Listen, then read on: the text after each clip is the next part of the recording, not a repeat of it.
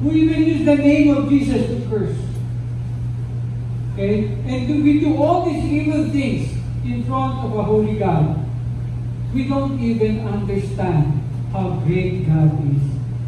Until we realize who Jesus Christ is, you will never appreciate what He has done for you.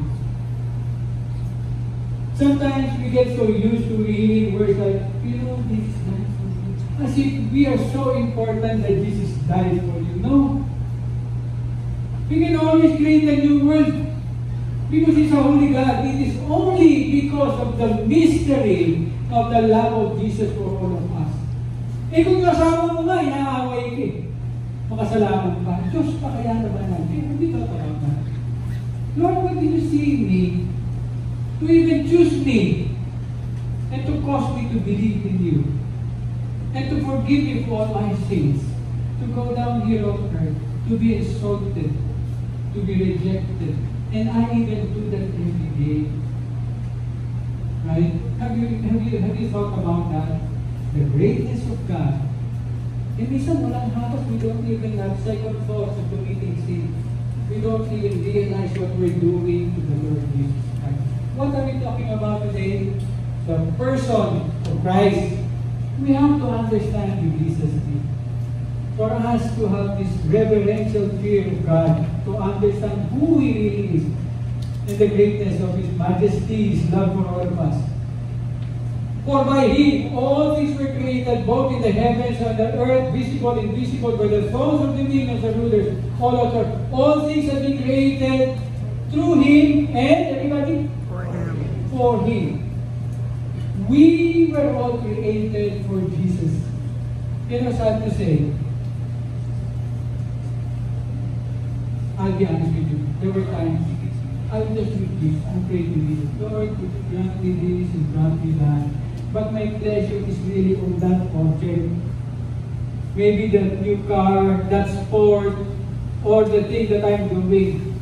And I lost the wonder of what I had with the Lord Jesus Christ. I always go back to that. Do you still remember the time that everything that mattered to you was the Lord Jesus Christ? Now, if you don't get that answered prayer, nagtatampo ka pa kay Lord. I have a realization. At first, when I got sick, I was a little, maybe not bitter. I was questioning, Lord, I've been serving you. Why do I have to get sick? Why do I have to experience this pain? In the pain, in the loneliness, God showed me one thing. You are so proud. It's now all about you. Even the things I do for the Lord is actually for me. I would like everybody to now reflect. What are the things you do? Even the good things. Is that really for the Lord Jesus Christ? Or is it for me? Until we understand the greatness of God and the goodness of God, our motive will always be faulty. The only motive we can have to do things and even to serve is gratitude. Gratitude for God. Now, I will not ask a raise of hands. Who among you here are full of gratitude? When you enter this church, you just want to commune with God. You want to sit there and pray. You want to make with God. Why? Because He has been so good to me. Sad to say, like all of us, once you experience the goodness of God, we get so used to it, and sometimes we even think we deserve it. We don't deserve anything. It is only because of the goodness of God that we are here today. Hindi ko alam kung paano tayo babalik dyan, mga kapatid. Pero that is the only way to go. We can do so many good things, but if it is not done for Christ, we're missing something. If you have to suffer and realize that it is all about Jesus, it is all worth it. It is all worth it, brothers. Pagpagin natin lahat na pumipigil para tayo sumamba ng tunay sa Diyos. Amen? Okay. Are we communicating? Malinaw po ba? Okay. I'm not saying this for us to have a guilt trip. I'm saying this for us to experience the fullness of Christ. Do not settle for anything less. Amen? You know, pinulot tayo ng Panginoon sa kampungan. Yan yung sinasabi dyan eh. Diba? Then pinaliguan tayo, binihisan tayo, minahal tayo, He provided everything. Hanggang bandang huli ang tingin ko, ang cute ko. Right? Why? Isipin mo, naging group leader pa ako, dati yung adik. At pag pinagsasabihan ko sila, nakikinig. Diba? Now, slowly but surely, it is now about me. So I'd like you to think about it. Is everything we're doing, is it now about you? Or is it still about Christ? Amen? Okay. I will say to the north, give them up, and to the south, do not hold them back. Bring my son from afar, my daughter from the ends of the earth. Everyone is called by my name, and whom I have created for my glory. Is that even your goal and my goal? I will live my life for your glory. Why? Because that's what a relationship with God is all about. We are here to glorify God. Kaya ako siya, brother, ganda ng to mo. For God's glory. And me. Diba? Ang galing talaga ni God. Pero mo ginamit niya ako. Praise be. Diba? I'm not saying that we're doing this. Sometimes we don't even realize it. It's slowly eating up that joy. You see, you lose the joy of your salvation. Why? Because you lose the what? The magic, the oath of the Lord Jesus Christ. You know, we have to do something to connect. Right? On July, we will be having prayer and fasting again. Why do we do this? Recalibrate. We recalibrate. Why? Because the blessings of God can be idols in our life. Okay, so we can go back to our first love. Okay, so what did it say? Everyone is called by my name, and whom I have created for my glory. We are here to glorify God. He is before all things, and in Him all things hold together. What does that mean? He's not only creator, He's sustainer. Sustainer of all life. Nagkakabiruan ka, brother, akala ko, bibigay ka niya. Di ba, may kasabihan mo?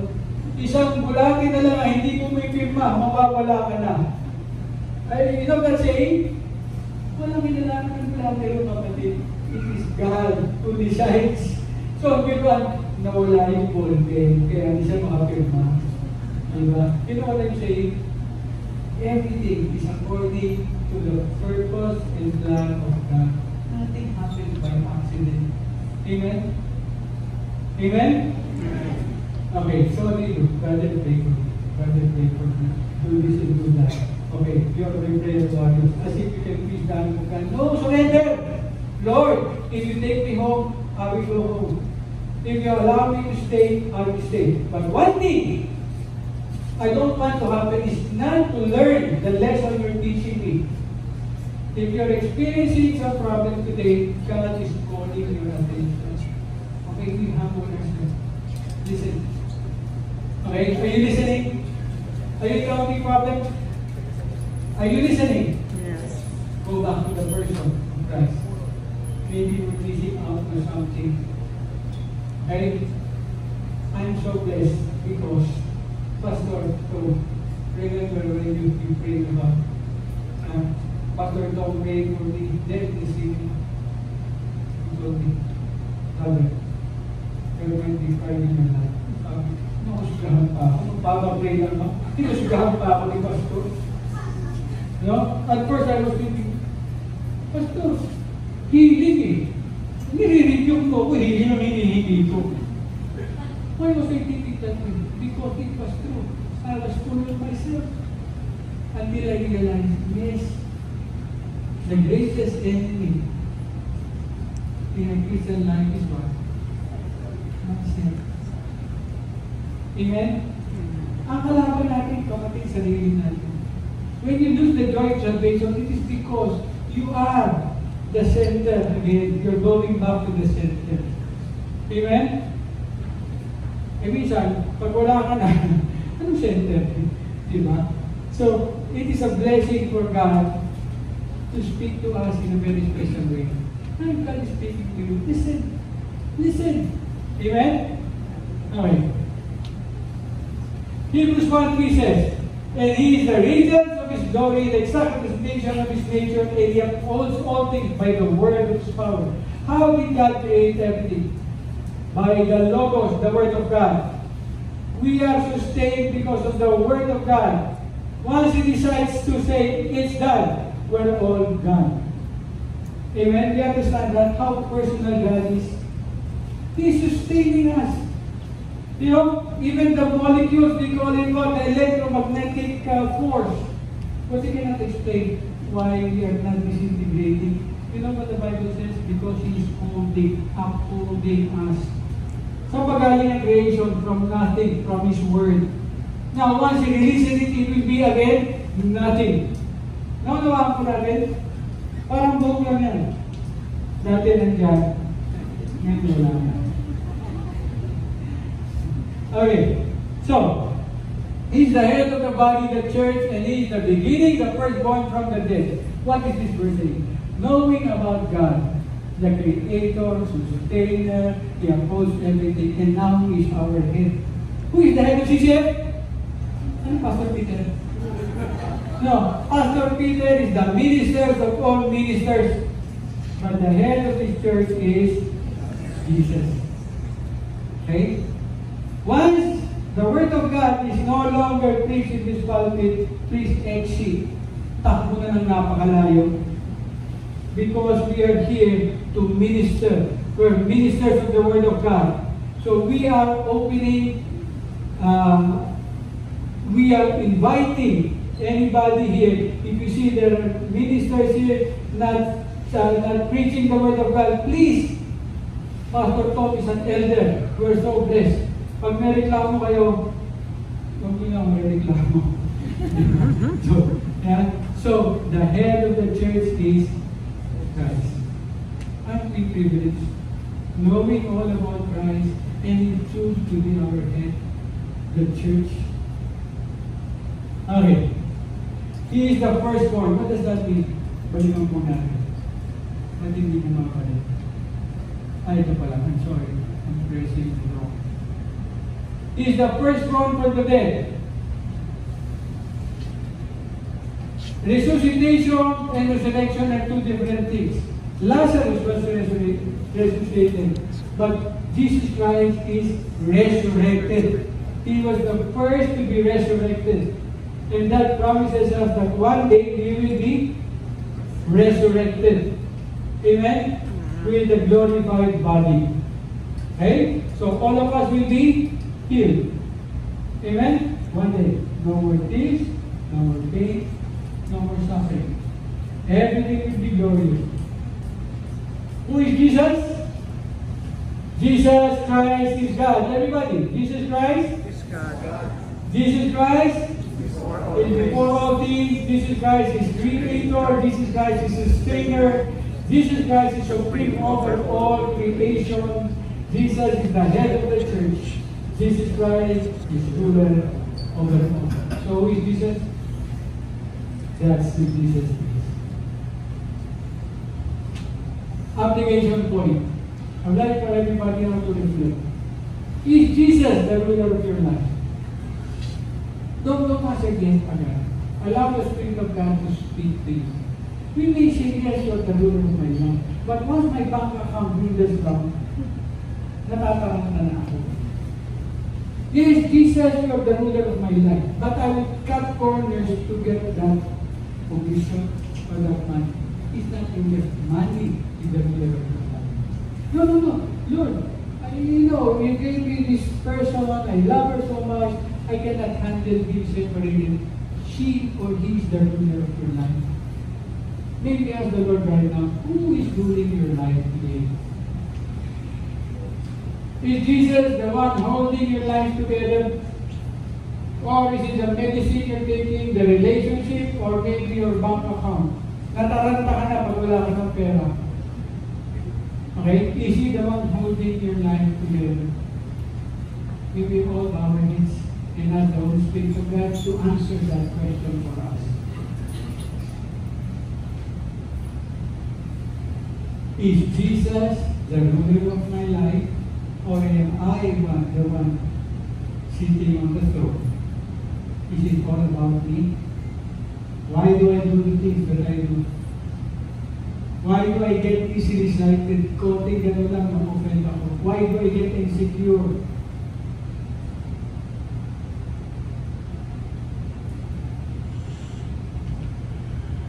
Let's move on. Christ is either Lord of all, or He is not Lord at all. You cannot say, Lord, okay, 99% of my life is yours, but huwag mo na pakilang. Ibalato mo na sa akin. You cannot call Him Lord if you are not surrendered to everything. Okay, is Jesus Lord? Yes. Everybody say, Jesus is Lord. Jesus is Lord. Therefore, surrender everything to Him. You cannot call Him Lord if you are not surrendering everything to Him.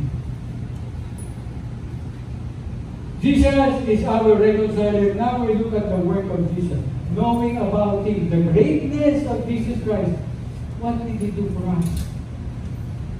For it was the Father's good pleasure for the fullness to dwell in Him, and through Him to reconcile all things to Himself, having made peace through the blood of His cross. Can you imagine that? You saw the creation of God. Everything, the intelligence, grabe. Diba? You cannot imagine how great Christ is. You know what it is? He put on human flesh, kasawa na pareho nito, na nabubulo. In that teeny planet called Earth, to save you and me, who to begin with, we never submitted to God. He made way for us to understand who He is, if only He can show His love for us. And He can only do that if He will give His life for us. Ganun po kasimple ang gospel. Now you say, Lord, I will believe in You, but I will have to join this church. I will do this. You are insulting Christ. If you think na kulang pa yung ginawa ni Kristo, you are insulting Christ. If you think you can give God glory through your own power, you are insulting Christ. Because only to the power of the Holy Spirit can we give glory to Him. No human effort can do that. I can minister all my life. But if it is not prodded by the Holy Spirit, it is useless. So if you're here today, anak ka ng Diyos, even if before you serve the Lord, would you ask the Holy Spirit, Lord, would you serve, allow me to serve You through the power of Your Spirit.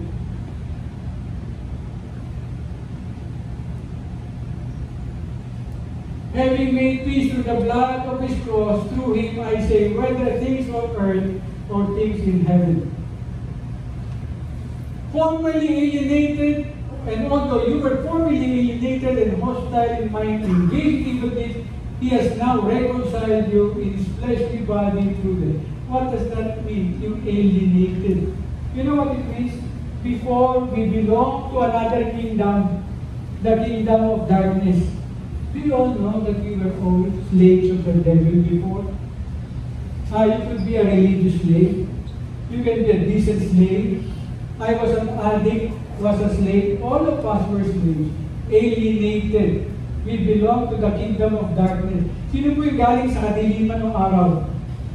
Sino po yung nasa dilim pa hanggang ngayon? Don't raise your hand. You know. But today is the day of salvation. He's saying, I want to transfer you from the kingdom of darkness to my kingdom. If you would only believe in my sacrifice and trust that what I'm saying is true, you will be transferred to the kingdom of light. You know what He's saying here? He has now reconciled you in His fleshly body through death. Why? The wages of sin is death. Sin has to be paid for. Okay? And that's what Jesus Christ did on the cross, to pay for our sins. We need to be redeemed from sin and darkness. So, ano sabi dito? Colossians 1:13, for He rescued us from the domain of darkness, because we were alienated. We were from the domain of darkness. Okay, I'd like for you to ask yourself right now. When did you receive Jesus Christ as Lord and Savior? Theologians still argue. Diba? Calvinists, Arminian, you know, these are our effort to explain the unexplainable. Is it because of my free will that I accepted Jesus? Or is it because I was predestined? Or what is because of the work of the Holy Spirit? What is the answer? Yes. Was it because I had free will? Maybe. Was it because I had no choice, because He appointed me? Maybe. The thing is, today, you are a child of God because He made you a child of God. Amen? You know, it's good to understand doctrine. But if you think your spirituality depends on the doctrine, sometimes, doon tayo nagkakaproblema. You know, I'm not saying we don't study the Bible. But my fellowship with the Lord Jesus Christ started when I knew nothing about Him. All I knew that I loved Him because He has forgiven me. Wala akong pagmamalaki. Wala akong alam tungkol sa Panginoon. You know what? Sometimes you have to go back there. Look, I have nothing to offer. We have to learn so many things we learn. Sometimes we think we're spiritual because we know a lot about doctrine. The Bible is saying, we were in the domain of darkness. We were in darkness. Madilim. Hindi mo nakikita yung liwanag. Maliban kung saan yung ilaw, hindi mo makikita. Sino nagbukas ng ilaw? Oh, because I chose it. You know what? In the goodness of God, He allows us to go through a lot of things in our life where the most logical thing to do is to receive Him as Lord and Savior. We've been through a lot. Why? Because that's how much God loves you. If you are experiencing problems today, God is only showing you that your life is futile. It will not work. He's giving you the best option in your life. Amen? Who among you accepted Jesus when we are at your lowest? Yes. That's how great God is. Amen? So, He has transferred us to the kingdom of His beloved Son, in whom we have redemption and forgiveness of sins. That is one of the borders that's so dangerous, the Bangladesh border. Pag tumawid ka yan, patay ka talaga yan. That is a very dangerous place to be when they decided to separate. Okay? Bangladesh and Indian border. Remember this, di ba? The Berlin Wall. Until the wall was broken, there was no fellowship between the West and the East. You know, there's a greater wall that is separating us from God, and the wall of sin. The Bible says the wages of sin is death, but the free gift of God is eternal life in Christ Jesus our Lord. So what is He saying? It's not religion. It's not what you can do. The wages of sin is the death of Jesus Christ on the cross. Because after understanding the greatness of God, and He is the God who created everything, He needed to go down on earth to die for you and me. Because that is the only way that wall will be broken, to bring us to God. Then, another word for that is separation. Now, when you're enjoying fellowship with God, please understand, it has nothing to do with that. It is all by the grace of God. For there is one God and one mediator also between God and men, the man Christ Jesus, who gave Himself as a ransom for all, the testimony given at the proper time. One mediator, the creator of the universe. No other one. No one can take His place. In this country, sanay tayo sa padrino. Right? That's why it's so easy to ask for us. Pare, pag-pray mo na. O, lapit tayo dito, lapit tayo. Some would say, of course, how will He deny the mother? If I will tell you, if that's your thinking, I will go to the lola. Sino pinakamalakas? Lola, nanay. Sa lola ka pupunta. Sa lola ka, lola. That is not how it works. Amen? Amen? Amen. You have a choice. Don't ever say, dito ako pinanganak, dito ako mamamatay. Sisigurin ko sa'yo, diyan ka talaga mamamatay.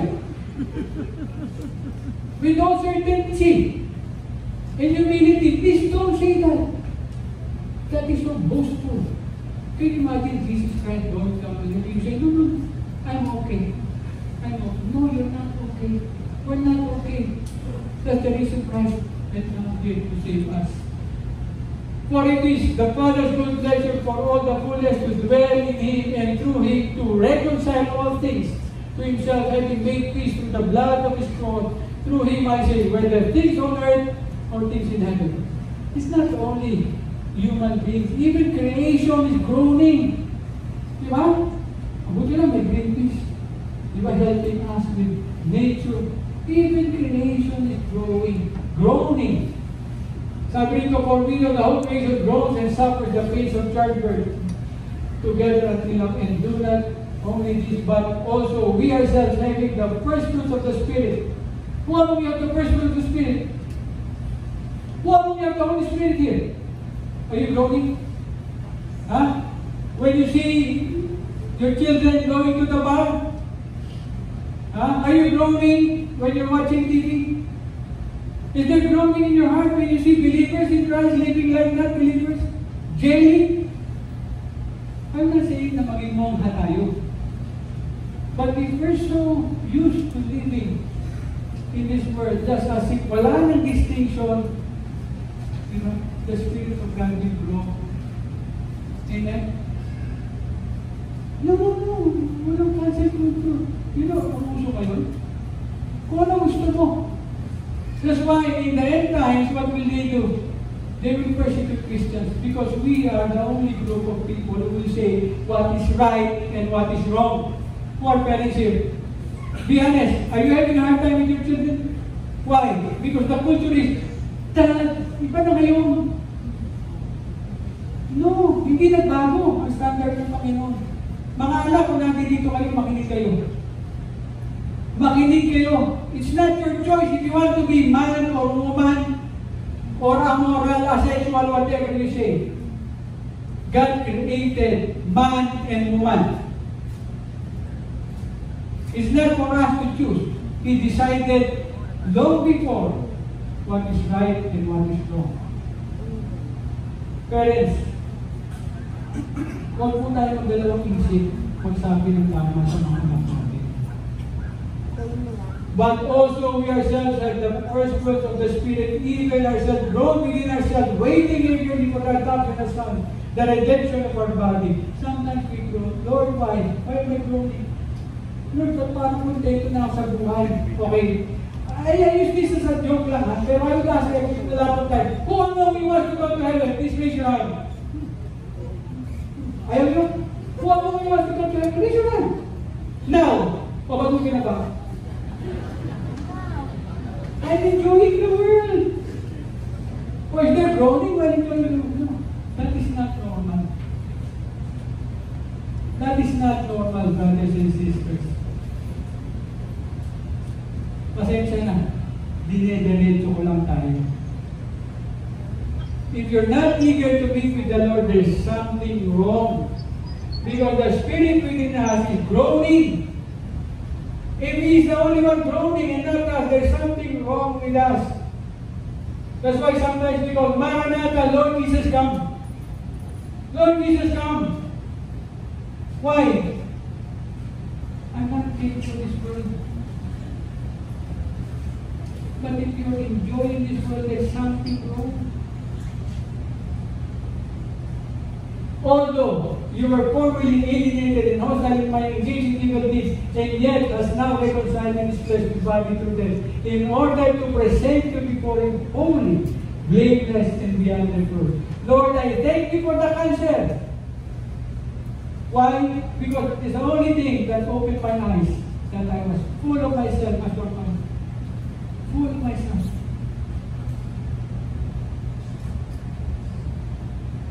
Everything is a blessing if it brings you closer to God. Everything can be a curse if it draws you further from God. Even that promotion, The new covenant is a curse. It brings you further from the Lord.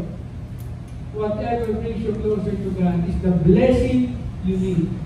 The blessing you need. Sometimes we need to be broken. We need to be broken. Who among you were like me?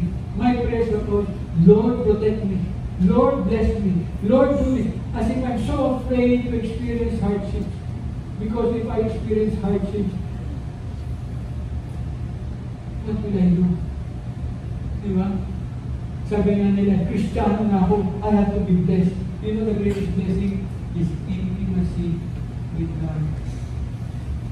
Let's remember Paul. When did he write this letter? He was in chains in prison. If you were Paul, sababayaan rin mo ako daw siya. Mamamatay na nga ako dito, kayo na bahala dyan. But he had the burden to write them.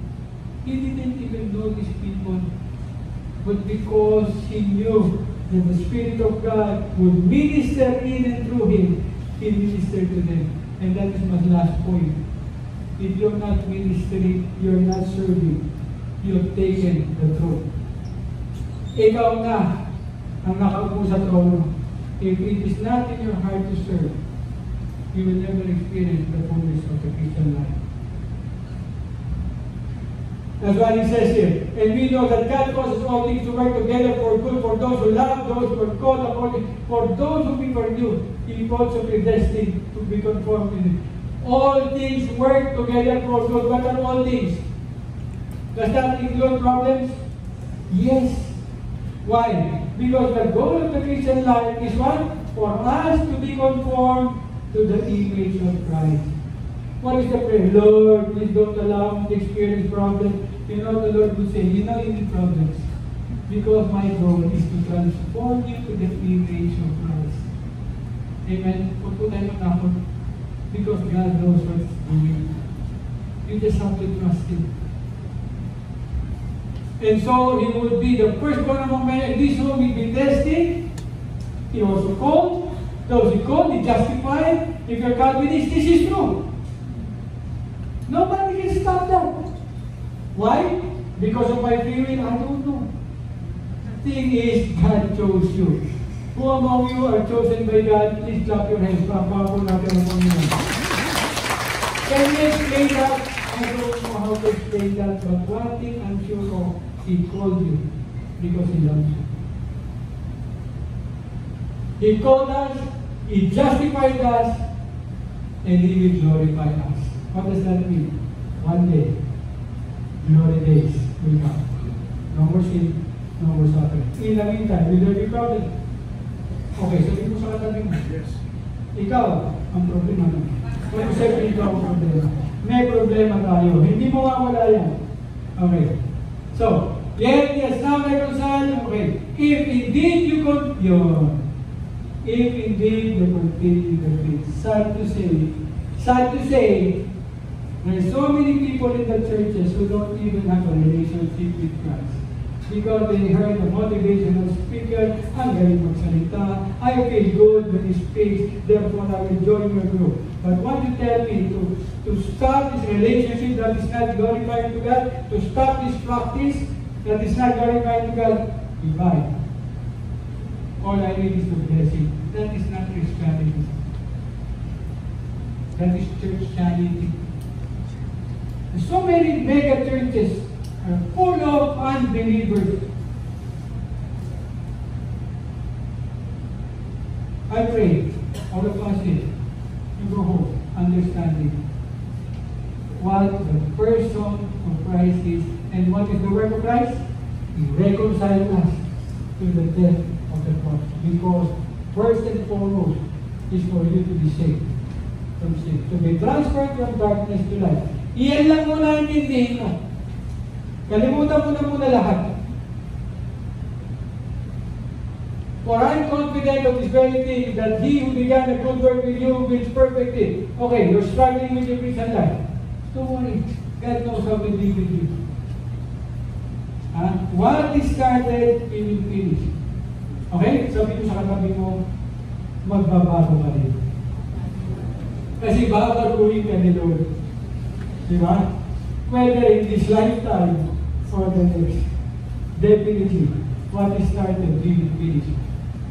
As we close, the Lord is my rock and my fortress, my deliverer, my God, my rock in whom I take refuge, my shield and the horn of my salvation, my strong. We are all like watchtowers there. You know, binabayo ng along. Sometimes there's financial problem, health issues, relationship problem. But as long as you're standing on the solid rock, nothing can destroy you. That's what this really saying. Huwag ka matakot. Tingnan mo yung katabi mo. Sa'yo, huwag ka matakot. Ha? Harapin mo kung ano yung hinaharap mo. Diba? Tingnan mo yung katabi mo. Natakot ka? Hindi. You know, faith and fear, it cannot mix. We need courage. Let's face our problems with boldness that God will take care of us. Amen? Huwag ka matakot kahit umabay yung message. 11:58 na brother Karen. Okay. Application. We must acknowledge that Jesus, our reconciler, gave His life for us to have eternal life. Question. Have you reconciled with God? Are you reconciling with Savior? Have you accepted Him as Lord and Savior? Do you realize that you are alienated and when you die you go to hell? Unless the Lord Jesus Christ forgives you. Is Jesus the one holding you together?